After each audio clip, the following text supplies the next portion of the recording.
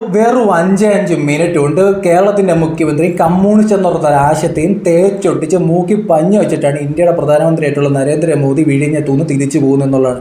പുള്ളിക്കാരെ correct time നോക്കി India സഖ്യം പ്രതിപക്ഷ സഖ്യത്തെ അടിച്ച് ഇല്ലാതാക്കുന്ന ഒരു കലാപരിപാടി. ഭയങ്കര പെർഫോമൻസ് ആയിരുന്നു കേട്ടോ ഇന്ന് പുള്ളിയുടെ.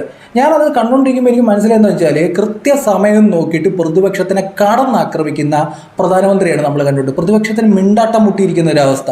നിങ്ങൾ നമ്മളാ മോദിയോടൊപ്പം ഇരിക്കുന്നവരുടെ നിര നിങ്ങൾ ശ്രദ്ധിച്ചിട്ടുണ്ട്.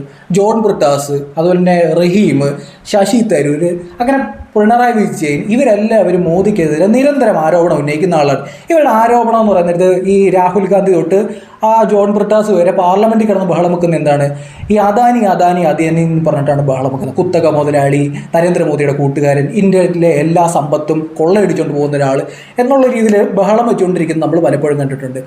അതേ ബഹളം വെക്കുന്ന ആൾക്കാരുടെ സ്വന്തം സ്റ്റേറ്റ് വന്നിട്ട് അവരെ ഒപ്പമിരുത്തിക്കൊണ്ട് വെട്ടിവെക്കുന്നൊരു പരിപാടിയാണ് ഇന്ത്യയുടെ പ്രധാനമന്ത്രി ചെയ്തിരിക്കുന്നത്. നമ്മൾ ചുമ്മാ ജസ്റ്റ് 2-3 ഡയലോഗ് അടിച്ചു അവരെ ഇല്ലാതാക്കി കളഞ്ഞിരിക്കുന്നുള്ളൂ. ഇപ്പോൾ കേരളത്തിൽ ഇന്ന് വിഴിഞ്ഞം പ്രോജക്റ്റിൻ്റെ ഉദ്ഘാടനമായിരുന്നു. വിഴിഞ്ഞുമായി ബന്ധപ്പെട്ട അദാനിയാണ് ഈ പ്രോജക്റ്റ് മുമ്പോട്ട് കൊണ്ടുപോയിക്കൊണ്ടിരിക്കുന്നത്. അപ്പോൾ നമ്മുടെ കേരളത്തിലെ പോർട്ട് മിനിസ്റ്ററായിട്ടുള്ള വാസൻ പ്രസംഗത്തിൽ പറഞ്ഞു അദാനി നമ്മുടെ പാർട്ട്ണറാണെന്ന് പറഞ്ഞു. ഈ ഒരു സംഭവം എടുത്ത് വെച്ചിട്ട് വെച്ചടിച്ചു കൊടുത്തിരിക്കുകയാണ് ഇന്ത്യയുടെ പ്രധാനമന്ത്രി എന്നുള്ള രീതിയിൽ. ഒരു കമ്മ്യൂണിസ്റ്റ് സർക്കാർ പറയാണ്, പ്രൈവറ്റ് സെക്ടറിനെ പറ്റി പറയാണ് അദാനി ഞങ്ങളുടെ പാർട്ട്ണറാന്ന് പറയുന്നത് 2 പ്രാവശ്യം എടുത്തു പറഞ്ഞിട്ട് പുള്ളിക്കാരൻ ചിരിച്ചിരിക്കുന്നുണ്ട്. അതായത് ഒരുമാതിരി ആക്കി ചിരിയാണ് ചിരിച്ചിരിക്കുന്നത് എന്നുള്ളതാണ്. ഇരുത്തി കൊന്നിരിക്കുകയാണ്. ആ ജോൺ ബ്രിട്ടാസൊക്കെ എന്നെ ബഹളം എന്നറിയോ പാർലമെന്റിൽ പോയി അദാനി എന്നൊക്കെ പറഞ്ഞിട്ട് എന്ത് ചെയ്യാനാ, ഇരുത്തി ഇല്ലാതാക്കി കളഞ്ഞിരിക്കുകയാണ്. നമ്മുടെ നാട്ടിൽ ഇപ്പം നടന്നുകൊണ്ടിരിക്കുന്ന കലാപരിപാടിയുണ്ട്. ഇനി ഓപ്പണായിട്ട് ഞാനത് പറഞ്ഞുതരാം. നിങ്ങൾ ഇനിയും പറ്റിക്കപ്പെടരുത്. അതുകൊണ്ടാണ് ഞാൻ ഈ പറഞ്ഞുതരാൻ പോകുന്നത്. ഇവിടെ കുറേ ആൾക്കാർ പിണറായി വിജയൻ്റെ ഇച്ഛാശക്തിയാണ് വിഴിഞ്ഞമെന്നൊക്കെ പറഞ്ഞുകൊണ്ട് ബഹളം വെക്കുന്നുണ്ട്. എന്ത് ഇച്ഛാശക്തിയെ പറ്റിയാണ് നിങ്ങൾ ഈ പറയുന്നത്? സത്യത്തിൽ നമ്മുടെ സമയം നഷ്ടപ്പെടുത്തിയതാരം ഇവിടെ ഭരിച്ചുകൊണ്ടിരുന്നവർ, അതിനകത്ത് ഇടതുപക്ഷമുണ്ട് വലതുപക്ഷമുണ്ട്. ഇവർ നഷ്ടപ്പെടുത്തിയ സമയങ്ങൾ നിങ്ങൾ ശ്രദ്ധിച്ചിട്ടുണ്ടോ? 1990 മുതൽ നമ്മുടെ ഗവൺമെൻറ്റുകൾ, അതിപ്പോൾ ഇടതുപക്ഷമായിട്ട് വലതുപക്ഷമായിട്ട് ഈ വിഴിഞ്ഞത്തിൻ്റെ പിന്നാലെയാണ്. 90 അല്ലെങ്കിൽ 92 ഈ തറക്കല്ലിട്ട് പരിപാടി തുടങ്ങിയിരുന്നെങ്കിൽ 10 വർഷം എടുത്തു നോക്കുക. 2001 തീരേണ്ട ഒരു പ്രോജക്റ്റ് 2025 തീർത്തിട്ട് ഇവരൊക്കെ പറയുകയാണ് ഇച്ഛാശക്തി. ഇവരുടെ മുൻ തലമുറയിൽപ്പെടുന്ന ഇവരുടെ ആശയം പേറ് നടക്കുന്നവർ തന്നെയല്ലേ ഇവിടെ ഭരിച്ചുകൊണ്ടിരുന്നത്. 2025 ഒരു പ്രോജക്റ്റ് തീർത്തത്. 10 വർഷം കൊണ്ട് 2001 ആ പ്രോജക്റ്റ് തീർത്തായിരുന്നെങ്കിൽ നമ്മുടെ നാട്ടിലുണ്ടാകുന്ന വ്യത്യാസം നിങ്ങൾ ശ്രദ്ധിച്ചിട്ടുണ്ടോ? ആ പ്രോജക്റ്റ് കൊണ്ട് നമ്മുടെ ഖജനാവിലേക്ക് എത്തേണ്ട പണം 25 വർഷത്തെ കണക്ക് നിങ്ങളൊക്കെ എത്ര കോടിയോളം നമ്മുടെ നാട്ടിലെത്തിയേനെ. ഇവിടെ നമ്മുടെ നാട്ടിൽ ഒരു പ്രോജക്റ്റ് നടപ്പിലാക്കാൻ എടുക്കുന്ന സമയമുണ്ടല്ലോ, ഇവിടുത്തെ ഈ നേതൃത്വത്തിൻ്റെ കഴിവുകളുണ്ടല്ലോ. ഒരു എക്സാമ്പിൾ ഞാൻ പറഞ്ഞുതരാം. നിങ്ങൾ ഈ നമ്മുടെ ആലപ്പുഴ കൊല്ലം ബൈപ്പാസിനെ പറ്റി ഒന്ന് ശ്രദ്ധിക്കുന്ന നന്നായി. 6 കിലോമീറ്റർ പണിയാൻ 40 വർഷം എടുത്ത ഒരു സ്റ്റേറ്റിലാണ് നമ്മൾ ജീവിക്കുന്നത്. ഒരു ബൈപ്പാസ് 6 കിലോമീറ്റർ പണിയാൻ 40 വർഷം എടുത്ത ഒരു സ്റ്റേറ്റിലിരുന്നിട്ടാണ് നമ്മൾ സംസാരിക്കുന്നത്. 2000 വിഴിഞ്ഞം പ്രോജക്റ്റ് കംപ്ലീറ്റ് ചെയ്യാൻ ഇവിടെ ഒരു സർക്കാരിന് കഴിഞ്ഞിരുന്നെങ്കിൽ എത്ര പണം ലാഭിക്കാമായിരുന്നു, എത്ര തൊഴിൽ നമുക്ക് നൽകാമായിരുന്നു. 20 വർഷം മുമ്പ് കുറേ ആൾക്കാർക്ക് തൊഴിൽ കിട്ടിയാൽ ഇപ്പോഴാണ് നമ്മൾ കൊടുക്കാൻ പോകുന്നത്. അതുവരെ കുത്തക മുതലാളി എന്നും പറഞ്ഞ് ഏതെങ്കിലും ഒരുത്തൻ്റെ കാശുണ്ടെങ്കിൽ ആ കുത്തക മുതലാളി എന്നും പറഞ്ഞ് കൊടിയും പേടിച്ച് ബഹളം വെച്ചുകൊണ്ടിരുന്ന ടീമൊക്കെ ഇപ്പം വന്നിട്ട് അദാനിക്ക് ജയിന്ന് വിളിക്കാൻ. എന്നിട്ട് ആലോചിച്ച് നോക്കിയ ഗതികേട്. ഇവരുടെയൊക്കെ ഒരു പ്രധാനപ്പെട്ട, പ്രത്യേകിച്ച് കമ്മ്യൂണിസ്റ്റ് സർക്കാർ ഞാൻ ശ്രദ്ധിച്ചിട്ടുള്ള ഒരു കാര്യമാണ്. ഇവരുടെയൊക്കെ ഒരു ഗതികേട് എന്താ വെച്ചാൽ ഇന്ന് പറയുന്നത് 40 വർഷം കഴിയുന്നിട്ട് ഇവർ തിരുത്തി പറയും. ആലോചിച്ച് നോക്കുക. ഇപ്പം നാഷണൽ ഹൈവേയുടെ പ്രോഗ്രാം നമ്മുടെ നാട്ടിൽ നടന്നുകൊണ്ടിരിക്കുകയാണ്. ഏത് കാലത്ത് വരേണ്ടതാണ് നാഷണൽ ഹൈവേ? ഇപ്പോഴാണ് പണിയുന്നത്. അന്ന് ഇവരൊക്കെ ഏതെല്ലാം തരത്തിൽ ഇതിനെ തടയാൻ ശ്രമിച്ചു. കുമാരൻ ചേട്ടന് പശുവിനെ കേട്ടൻ അപ്പുറത്ത് പോകാൻ പറ്റത്തില്ല എന്നൊക്കെ പറഞ്ഞ് തടയാനും ബഹളം വെക്കാനും ഒക്കെ ഇരുന്ന ആൾക്കാർ ഇപ്പം നാഷണൽ ഹൈവേക്ക് ഞങ്ങളുടേതാണെന്നുള്ള രീതിയിൽ ഇച്ഛാശക്തി എന്നും പറഞ്ഞ് ഇറങ്ങിക്കൊണ്ടിരിക്കുകയാണ്. നാഷണൽ ഹൈവേ എന്ന് പറയുന്നത് ഈ കന്യാകുമാരി നമുക്ക് കാശ്മീർ വരെ പോകുന്നുണ്ട്. നിതിൻ ഗഡ്കരി എന്ന് പറയുന്ന കേന്ദ്ര ട്രാൻസ്പോർട്ട് വകുപ്പ് മന്ത്രിയുണ്ട്. പുള്ളിക്കാരൻ്റെ പെർഫോമൻസ് അടിപൊളിയാണ്. മോദി ഗവൺമെൻറ്റിലെ മിനിസ്റ്ററാണ്. മോദി ഗവൺമെൻറ് വന്നതിന് ശേഷമാണ് സത്യം പറഞ്ഞു കഴിഞ്ഞാൽ ഈ രാജ്യത്ത് റോഡ് ഗതാഗതം, ഇൻഫ്രാസ്ട്രക്ചർ ഡെവലപ്മെൻറ്റ്, അതിപ്പോൾ റോഡാണെങ്കിലും റെയിൽവേ ആണെങ്കിലും ഇൻഫ്രാസ്ട്രക്ചർ ഡെവലപ്മെൻറ്റ്, നമ്മുടെ നാട്ടിലുള്ള റെയിൽവേ സ്റ്റേഷൻ നിങ്ങൾ നോക്കുക, വലിയ മാറ്റങ്ങൾ വന്നുകൊണ്ടിരിക്കുകയാണ്. ഇത് മോദി ഗവൺമെൻറ് വന്നതിന് ശേഷമാണ്. ഇത് പറയാൻ തന്നെ മടിക്കുന്നത്. ഇവിടുത്തെ കേരളത്തിൽ ഇപ്പോൾ ഇടതുപക്ഷം വലതുപക്ഷം ഉണ്ടായിരുന്നു അല്ലേ? ഇവരെവിടൊക്കെ ആരെങ്കിലും എന്തെങ്കിലും ഒരു സ്ഥാപനം തുടങ്ങിക്കഴിഞ്ഞാൽ പൂട്ടിച്ചില്ലതാക്കിക്കൊണ്ടിരുന്ന ടീമാണ്. കുത്തക മുതലാളി എന്ന് പറഞ്ഞ് ബഹളം വെക്കുക, ട്രാക്ടറിനെതിരെ സമരം ചെയ്യുക, കമ്പ്യൂട്ടറിനെതിരെ സമരം ചെയ്യുക. ഇപ്പം ഇതെല്ലാം ഉപയോഗിച്ചുകൊണ്ടിരിക്കുക. ഒരു നാണം വേണ്ട ഇവർക്കൊക്കെ. എന്നിട്ട് ഇവരിരുന്ന് പറയുകയാണ് ഇച്ഛാശക്തി. ഇതിന് കേട്ട് ബഹളം വെക്കാൻ കുറേ ടീം ജയ് വിളിച്ചുകൊണ്ടിരിക്കുകയാണ് നമ്മുടെ നാട്ടിൽ. 2000 തീരേണ്ട പ്രോജക്റ്റ് 2025 തീർത്തിട്ട് ഇത്രയും വർഷങ്ങൾ ആര് നശിപ്പിച്ചു എന്നിവിടെ ആർക്കും ചോദിക്കണ്ടേ? എന്താ ചോദിക്കുക? ഇതെന്താ മലയാളികൾ ചിന്തിക്കാത്ത? ഏത് കാലത്ത് തീരേണ്ട നാഷണൽ ഹൈവേയുടെ പ്രോജക്റ്റാണ് ഇപ്പോൾ ഇവിടെ നടന്നുകൊണ്ടിരിക്കുന്നത്? ഇതെന്താ ചോദിക്കാത്ത? ഏത് കാലത്ത് തീരേണ്ട കൊല്ലം ആലപ്പുഴ ബൈപ്പാസിൻ്റെ പണിയാണ് 2-3 വർഷം മുമ്പ് തീർന്നത്? 40 വർഷം ഒരു 6 കിലോമീറ്റർ റോഡ് പണിയാൻ പറ്റാതെ ഗതികേടി നിന്നിരുന്ന ആൾക്കാരൊക്കെ ഇച്ഛാശക്തിയെ പറ്റി പറയുന്നത്. ഈ നാഷണൽ ഹൈവേയുടെ പ്രോജക്റ്റുമായി ബന്ധപ്പെട്ട് ഇപ്പം കൊല്ലം ആലപ്പുഴ ബൈപ്പാസ് തീർന്നു തന്നെ മോഡി ഗവൺമെൻറ് വന്നതിന് ശേഷം. ഇതിനു മുമ്പ് നിങ്ങൾ നോക്കിയാൽ 2004 മുതൽ 2014 വരെ UP ഗവൺമെൻറ്റാണ്, കോൺഗ്രസിൻ്റെ ഗവൺമെൻറ്റാണ് ഭരിച്ചുകൊണ്ടിരുന്നത്. അവർക്ക് കേരളത്തിൽ നിന്ന് തന്നെ ഏകദേശം 9 കേന്ദ്രമന്ത്രിമാരുണ്ടായിരുന്നു. അവർക്ക് ബൈപ്പാസ് പണിയാൻ പറ്റിയില്ല 6 കിലോമീറ്റർ. എന്തുകൊണ്ട് പണിയാൻ പറ്റിയില്ല? 2004 മുതൽ 2014 കണക്ക് നോക്കിക്കഴിഞ്ഞാൽ അവർ വിചാരിച്ചായിരുന്നെങ്കിൽ ഇപ്പം ഈ വിഴിഞ്ഞം പ്രോജക്റ്റ് കംപ്ലീറ്റ് ചെയ്യാൻ 2014 എന്തുകൊണ്ട് കംപ്ലീറ്റ് ചെയ്യാൻ പറ്റിയില്ല? പറ്റുന്നില്ല ഇവർക്കാർക്കും. എന്നിട്ട് ഇവിടെ നിന്ന് ഇച്ഛാശക്തിയെ പറ്റി പറയുകയാണ്. 1990 തൊട്ട് നമ്മൾ വിഴിഞ്ഞത്തിന് പിന്നാലെ നിൽക്കുകയാണ് ഓരോ ഗവൺമെൻറ്റുകൾ. എന്തെങ്കിലും നടന്നോ? 6 കിലോമീറ്റർ ബൈപ്പാസ് പണിയാൻ ഈ നാട്ടിൽ നടന്നോ? കോൺഗ്രസ് ആണെന്നെങ്കിൽ ഇവരുടെ കയ്യിലായിരുന്നു ഗവൺമെൻറ്. 2014 ശേഷമല്ലേ മോദി വരുന്നത്. ഇതിന് മുമ്പ് ഇടയ്ക്കൊന്ന് വാജ്പേയി വന്നു. അതിൻ്റെ ഇടയ്ക്കുള്ള എല്ലാ സ്പേസും എല്ലാ സമയവും ഇവിടെ ഭരിച്ചുകൊണ്ടിരുന്ന കോൺഗ്രസ്സുകാരാണ്. അവർക്ക് ഇവിടെ ഒന്നും ചെയ്യാൻ പറ്റിയിട്ടില്ല. എന്നിട്ട് ഇവിടെ ഇരുന്ന് അവകാശവാദം ഉന്നയിച്ചുകൊണ്ടിരിക്കും. ഇവിടെ സമയം നഷ്ടപ്പെടുത്തി ഒരു 6 കിലോമീറ്റർ പണിയാൻ 40 വർഷം എടുത്ത്. എന്നിട്ട് ഇവിടെ ഇരുന്ന് പറയണം ഇച്ഛാശക്തി എന്ന്. കുറേ നാളുകൾക്ക് മുമ്പ് ഈ നരേന്ദ്രമോദിയെ കേരളത്തിലുള്ള ആൾക്കാരൊക്കെ വലിയ വിമർശനമൊക്കെ ആയിരുന്നു. ഈ നരേന്ദ്രമോദി 20 വർഷം മുമ്പൊക്കെ ഗുജറാത്തിൻ്റെ മുഖ്യമന്ത്രി ആയിരിക്കുന്ന സമയത്തൊക്കെയാണ് ഗുജറാത്ത് മോഡൽ എന്നുള്ള രീതിയിൽ അവിടെ ഇൻഫ്രാസ്ട്രക്ചർ ഡെവലപ്മെൻറ്റ് കൊണ്ടുവന്നു. അവിടെ നമ്മുടെ നാട്ടിലൊരു കാര്യം മനസ്സിലാക്കണം. നമ്മുടെ നാട്ടിൽ ഗവൺമെൻറ്റിന് മാത്രം എല്ലാം കൂടെ ഒന്നും ചെയ്യാൻ പറ്റത്തില്ല.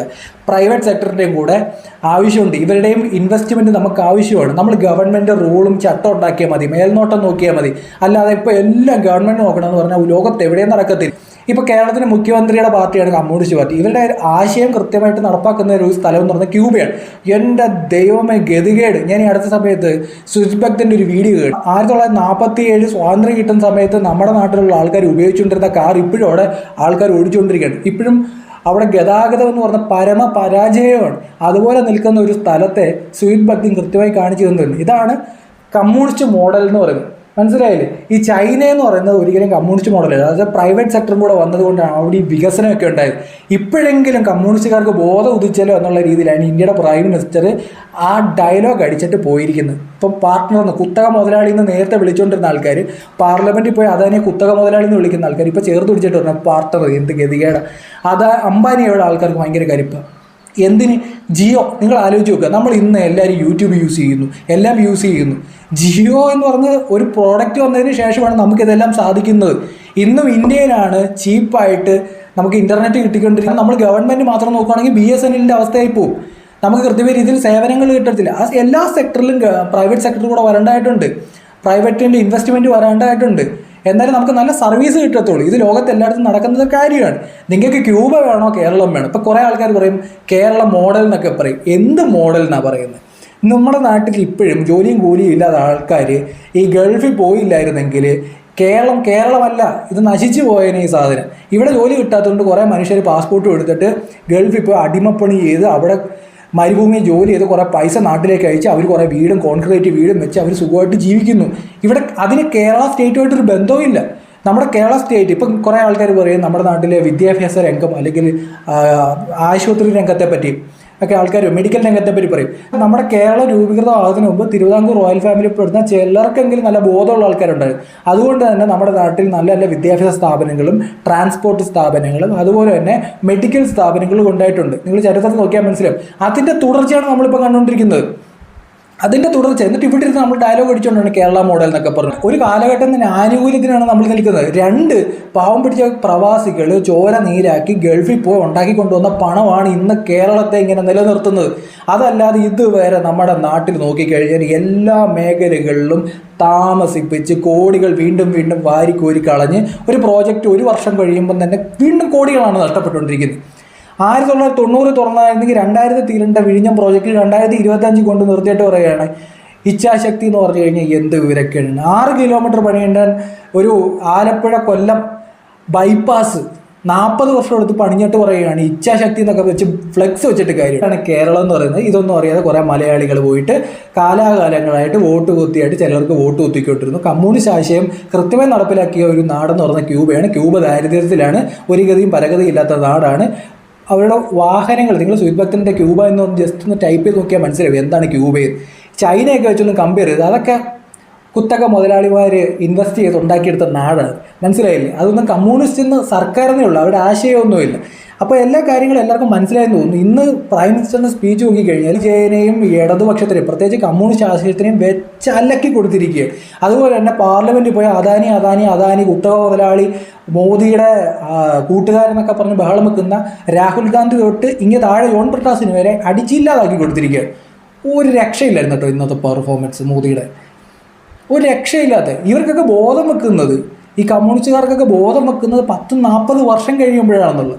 1990 മുതൽ കുത്തക മുതലാളി എന്നൊക്കെ പറഞ്ഞ് ബഹളം വെച്ചിട്ട് ഇന്ന് അദാനിയുടെ തോളത്ത് കൈ വെച്ചിട്ട് മേരെ പാർട്ട്ണർ എന്നൊക്കെ പറയേണ്ട ഗതികേട്. എന്ത് ബഹളം! നമുക്ക് നഷ്ടപ്പെടുത്തിയ കാലങ്ങൾ നിങ്ങൾ ആലോചിച്ച് നോക്കിയിട്ടുണ്ടോ? നിങ്ങൾ ആലോചിച്ചിട്ടുണ്ടോ? ഇവിടെ ഗുജറാത്ത് എന്ന് പറഞ്ഞ സ്റ്റേറ്റിനെ പറ്റി ഇവിടെ ആൾക്കാരെല്ലാം കുറ്റം പറയുമല്ലോ. നിങ്ങൾ ആ ഗുജറാത്ത് സ്റ്റേറ്റിൻ്റെ ഇൻഫ്രാസ്ട്രക്ചർ ഡെവലപ്മെൻറ്റ് നിങ്ങൾ കണ്ടിട്ടുണ്ടോ?